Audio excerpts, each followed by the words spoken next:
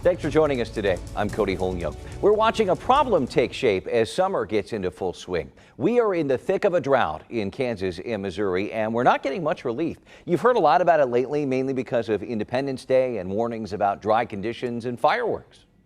We're going to need quite a few more medical units over here.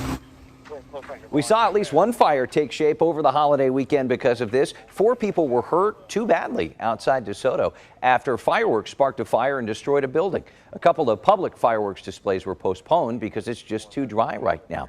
We have gone months now without any real rain relief aside from a stray storm here and there. Of course, fire danger is just one impact. There are several issues affecting our food and water supply. Suffice it to say, officials in our 2 states are watching the situation closely. They're concerned drier summer weather is going to make the lack of rain we experienced earlier this year even worse.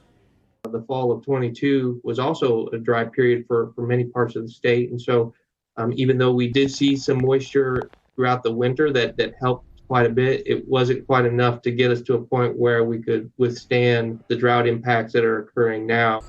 As of right now in Missouri, experts say the public drinking water doesn't really seem to be affected, but there are several ripple effects from the toll this is taking on agriculture, and we'll get to those in a moment. So how bad is the situation compared to years past, and can we expect any relief moving forward? Let's get some context and perspective with First Alert meteorologist Nick Bender. Nick, thanks for being here. You know, we've been here before, but this drought's certainly making an impact this year. That's right, Cody. We're no stranger to drought here in Missouri and Kansas, but this one is a bit different. So let's start off on the Missouri side. 16 counties with the USDA disaster designation. So that puts about 4.5 million people or residents in areas of drought of varying degrees. Now, if we're going to take the year at a chunk, January through May, it's the 55th driest stretch since the records have been kept. And these are long-standing records, you know, back since 1895. Now let's jump over onto the Kansas side, and you're going to see a big change here. 80 counties with that disaster designation. That might be less residents, but that could be more farmland and more pastures. And it's also the 28th driest January to May stretch on record since 1895. You know, why is January to May an important stretch of time?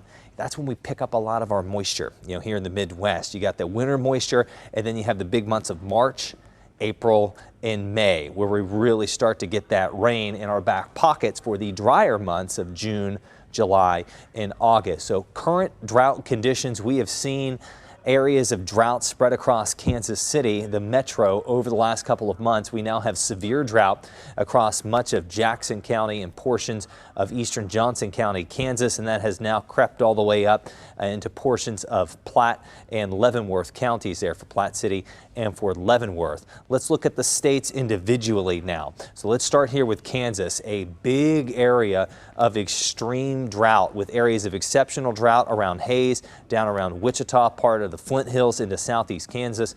You know, this is a big chunk of the state, you know, where there is a lot of agricultural interests experiencing exceptional drought. Then on the Missouri side, it might not look a lot, but it's right over some of the areas, again, where we have the greatest agricultural interests here into central Missouri, Clinton, Columbia, up to Kirksville, and there's even a pretty significant area of severe drought up in Nebraska. Now, the forecast does call, hopefully, for a little bit of relief in here for July. This is from the Climate Prediction Center. We got to take this at a grain of salt. It's a forecast, but at least it's trending towards the opportunity for more rain here across far northern Missouri. And then if we look at the next 90 days, so this is going to be not only July, but July, August, and September, we could start to see some drought relief back here in central Kansas, right over some of those extremely hard-hit areas. So that would be good news for the drought. And we need that longer lasting rain, Cody. I mean, by the time we get into, you know, the end of the summer, we start to look at it. Winter, yeah, the precipitation rates do come up a bit, but you know, a lot of that damage has already been done. I mean, this is a dry time of the year. It's summer. Right, for sure. And we're just getting into it. And we talk about we just need more water, right? We do. For perspective, how much of a rain deficit are we in right now? You know, it started, unfortunately, it started in April. You can see some of those deficits there across a lot of Missouri. And, you know, those are 2 3-4 inch rainfall deficits. You get down near Joplin there along I-49, and you could be pushing near 5 inches. Meanwhile, Kansas is starting to get in on some of its deficit in April. Again, keep in mind, those are the months that we get a lot of rain: March, April, and May. And you'll see that that deficit continues in May. I mean, you really start to see it. Just the monthly deficit added on to March and April's there in Missouri, and you're talking 2, 3, 4, 5 inch rainfall deficits there for parts of Missouri. Similar amounts there for that area in Kansas up into Nebraska. That is all added up. That's a cumulative effect on the months that we need that rain going into the dry summer. And even a dry month last month as well here. Yes, and yes, June has been dry as well. In fact, very dry. I mean, you're starting to see now where that drought has crept in to the Kansas City area. And again, we're talking 4 or 5 inch rainfall deficits for some parts. And again, that all adds up. So what we really are relying on are these big thunderstorm complexes that we sometimes get in the summertime to bring the rain, but they're so hit and miss.